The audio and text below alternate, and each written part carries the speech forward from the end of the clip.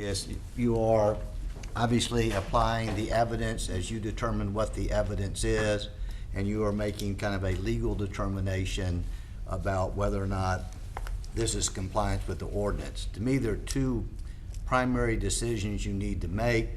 The first decision is, was this a home occupation under the old ordinance? And you have to look at two sections, Section 180J, home occupation, and the definition of home occupation. And then based upon what the Hagemans are doing on their property, you'll need to determine whether or not that it fits into this category. I will point out a few things to you for your consideration. The title of this is home occupation, as in the word home. It talks about, under the definition, it has the part about no adverse impact on the surrounding neighbors. So in order for it to be a home occupation, it cannot have the adverse impact. You've heard testimony kind of going both ways. Y'all have to evaluate, is this an adverse impact or not? It also gives examples of what is a permitted home occupation and what is not. And I think that's important for you to think about, because obviously the ordinance does not list all things that are permitted home occupations or all things that are not. So you need to think about, is what he is doing, is that similar to those things, three examples that are prohibited, or is what he's doing more similar to the examples that are allowed? And so you'll need to look at things that are allowed, you know, office and studios of physicians and lawyers, and then uses that are not, or like a repair shop, a body shop, garages, and you may think about how much outdoor use there is in these various examples versus how much indoor use there is on these various examples. So in addition to the definition, which y'all have been hearing a lot about, you need to study that. In regard to sections 180J, home occupation, you know, there are a variety of things listed. Obviously, one of the things that must be met for it to be a home occupation is it cannot create objectionable noise. Section F is an important section. I agree that the parties have been debating. And it has a restriction on the space that can be used for the home occupation and areas it uses. It appears to put a restriction on how much space can be used for a home occupation. A home occupation, apparently according to the zoning administrator, some of it can be inside, some of it can be outside.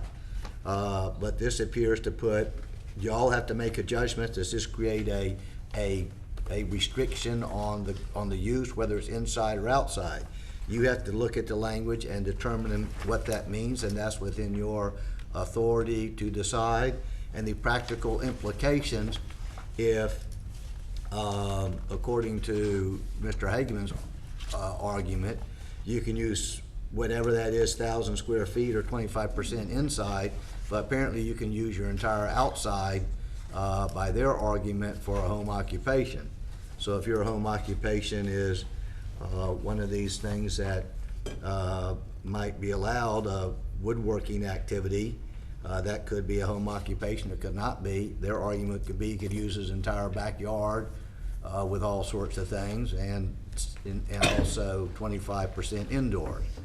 Y'all have to decide whether or not the restriction is the overall use, whether you use it indoor or outdoors. Then the second item you'll need to decide is, if it is a home occupation, then is it permitted as a non-conforming use under the new ordinance? And I would suggest that that even if you find that it is, if you'll make a decision whether you find this home occupation or not. Whatever decision you make, I suggest you go to the second question too, even though it might not be necessary. If you found it was not a home occupation, you theoretically would not need to. But I would suggest as the board to go and answer the second question too, Because if it turns out you're wrong on the first one and right on the second one, then your decision's upheld. And so the second question is it allowed to be is it a non-conforming use? And you need to look at a legal non-conforming use under the new ordinance, and you'll need to look at section 90-90.040. And it defines a non-conforming use. A non-conforming use is a principal use. And I think that phrase is significant, that was lawfully established in accordance with all regulations effective at the time, but is no longer allowed by the use regulations. We know that current use regulations would not allow this operation.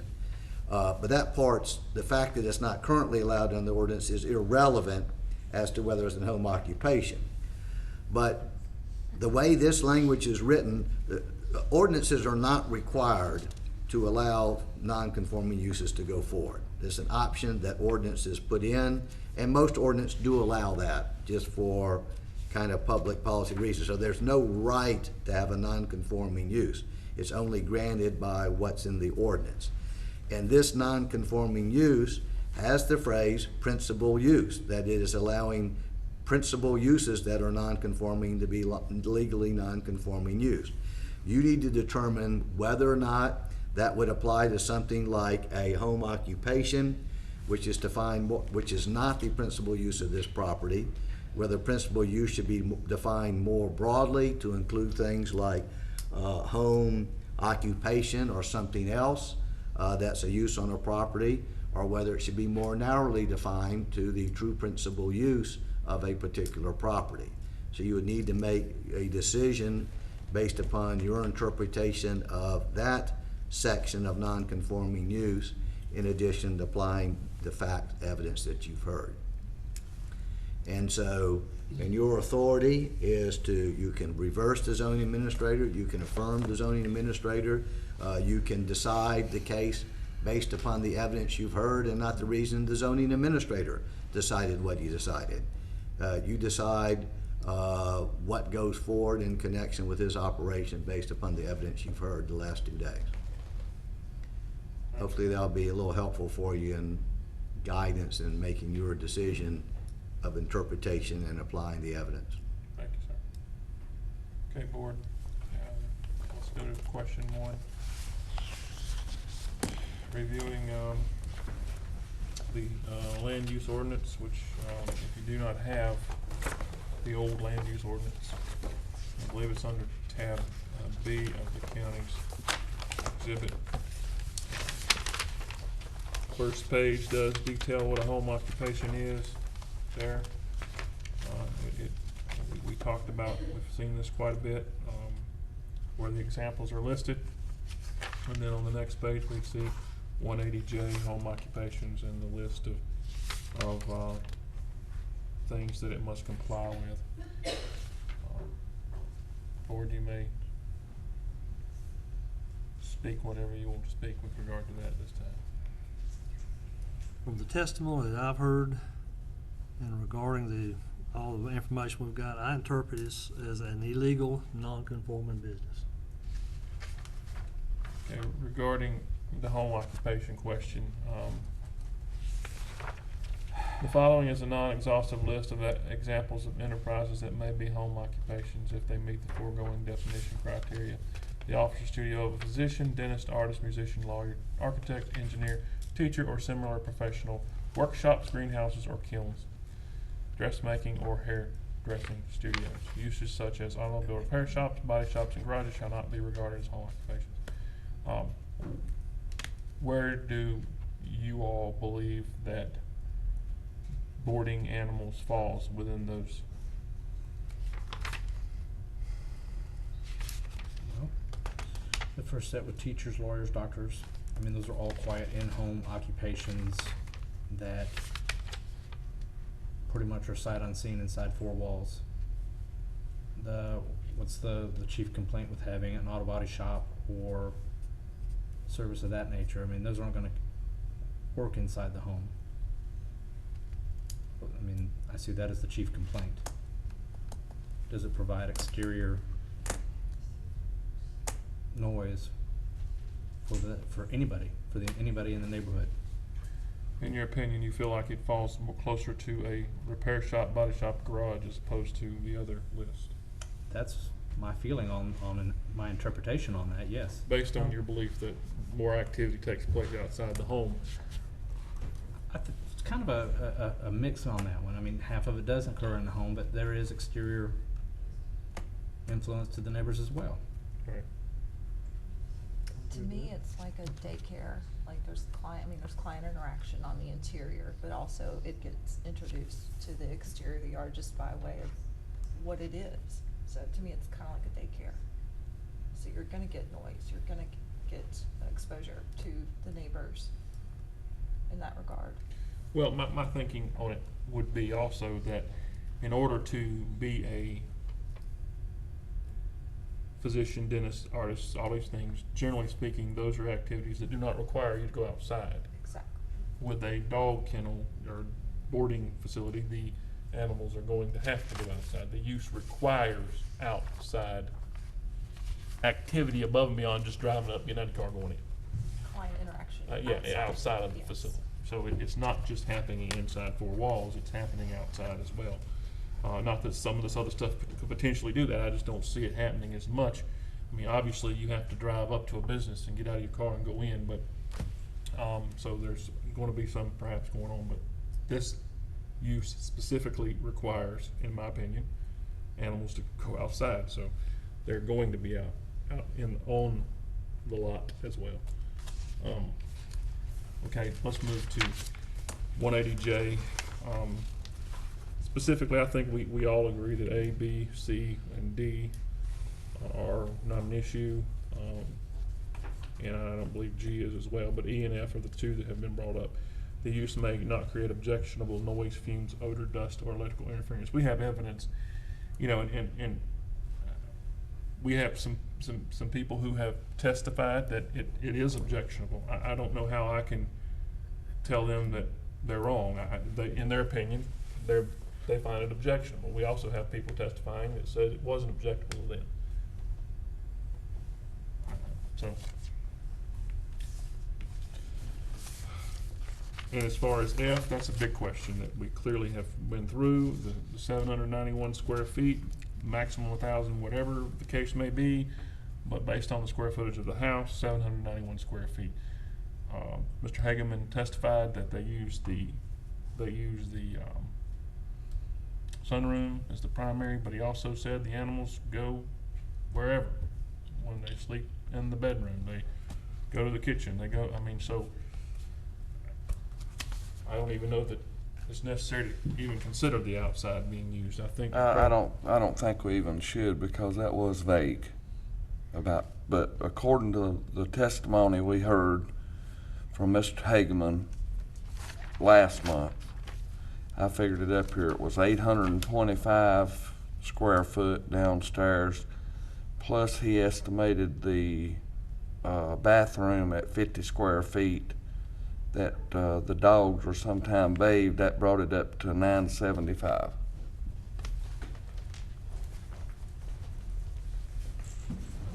Okay. Well, you probably ought to, I mean, you were talking earlier about this being an outside activity and outside use. Yeah, And so if you're- there's if you're some, saying- I agree that there's some, the land use ordinance says lot.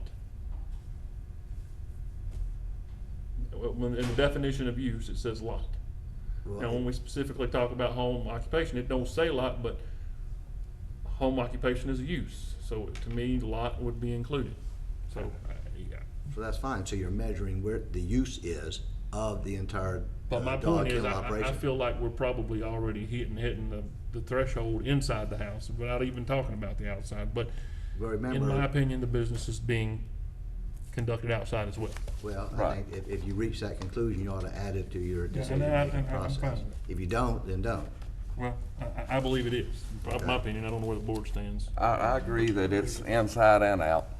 Even in 180J, I mean, it does say on premises in C, and it does say on site in C. So that to me, I mean, it's on premises, is that But that's, think it opens that's up the door on premises retail sales, yeah, outside, it's in the same. yeah. Okay, so, what I would like to do is let's, we will vote on that part first. Just our position on that, where we stand is this a home occupation? Does this meet the first question I'm gonna ask you, do you believe that this meets the land use ordinance definition of a home occupation? Is that the way I should do that? Yeah, and then remember, we're also We'll go to obligated the to next make, you've kind of discussed findings, but once you make that vote, I want y'all to specifically, tell me what the basis for, your vote is on that. Okay, But you gotta vote first to see what people think. okay, so can we not just list what we, or do we need to, you want us to vote and then tell you why we voted the way we voted, or? Well, that's always kind of been confusing these days. I mean, they've kind of, I would like to go over why we're gonna, okay, one, someone make a motion based on, and then give, if it gets a second, then give the reason supporting the motion, and then y'all can vote on the Okay. motion and the reason supporting. do I have a motion?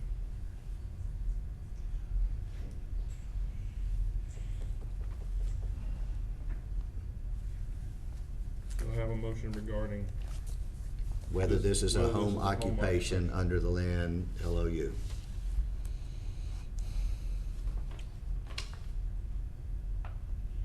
anyone? I'm trying to figure out how to word the. Yeah.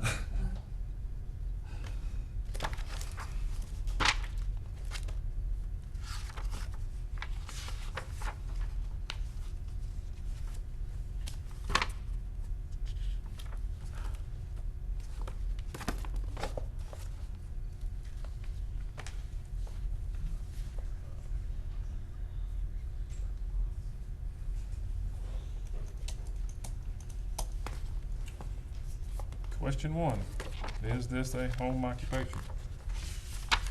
Do I have a motion?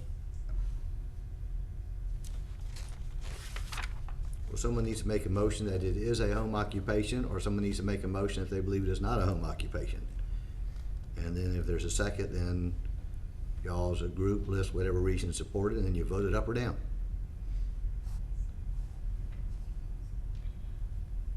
Okay, under section 35, You're in the Point. new ordinance now. huh? You're in the new ordinance. All You right, can't- where we at on the old one now? We're Right there. 180J. Yeah, 180J. Let's first get the motion part out before you start listing whatever facts are that you You're got in to tab B. support a motion. So we know what people are looking, what Yeah, they're- B,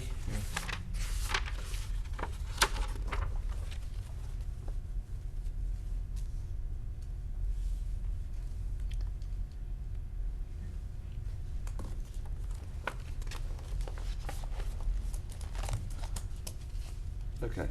Well, I make a motion that it is a home occupation, That it is a home occupation. that it is. Okay. Do I have a second? Now, you're saying that being the home occupation, that it is legal from by going the use E, maybe I shouldn't be talking right You made a motion that it is a home occupation. now. Right, because is it a, now, does it meet the description of a home occupation? Yes, it does. Okay. So I make a motion that it is a home occupation. I have a motion, it is there a second?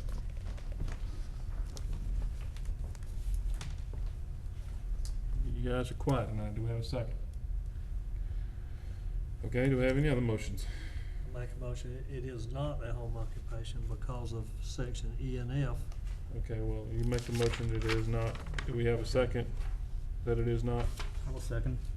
So I have a motion for Mr. Davis, a second for Ms. Thornton that it is not. Okay, now let's discuss that, please. discuss what evidence you believe and what evidence provisions you Now's the believe time to support do that what we're doing conclusion. next. Okay, going under section E, the way I interpret this, for it to be a home occupation, then section E Section E says it is not a home occupation because says it must not create objectionable noise. It does create objectionable noise. Okay.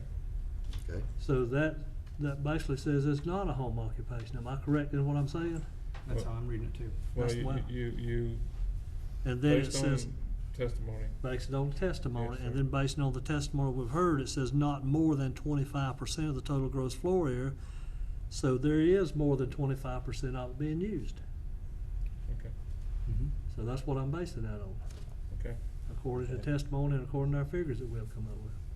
okay. Are you basing it also on, or not also on the definition section of home occupation, or are you just basing it on these It's two that primary? definition of home occupation as to which way it's being used. Listed on the list of use,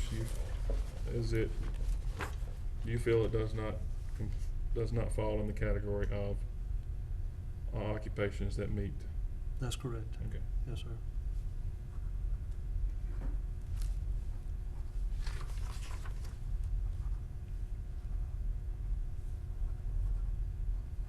All right, so those are the primary reasons supporting the motion to say it is not a home occupation under the land use ordinance. Yes, sir. So, Mr. Chairman, I guess it's time for y'all to vote. Okay, all those, who are in favor that it is not a home occupation based on the old land use ordinance due to objectionable noise based on testimony we've heard, under section 180 J. J, E. E, based on not more than 25% being used, based on 180 J F, and based on the definition of a home occupation. All in favor say aye. Aye. Aye. Any opposed? Second question we need to ask is it a non-conforming use under the current ordinance, which is under tab A, if you have, you probably all have your ordinance, but, so it's 90-040.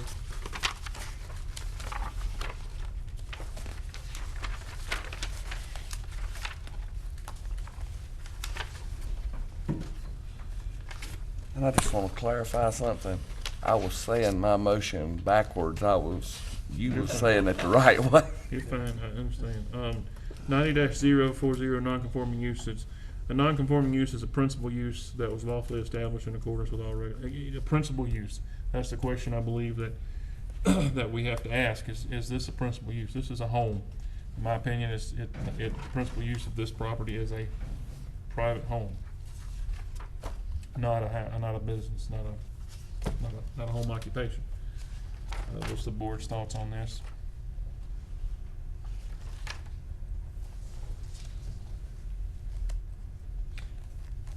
I don't disagree. Principal use is dwelling. Yes. Do I have a motion?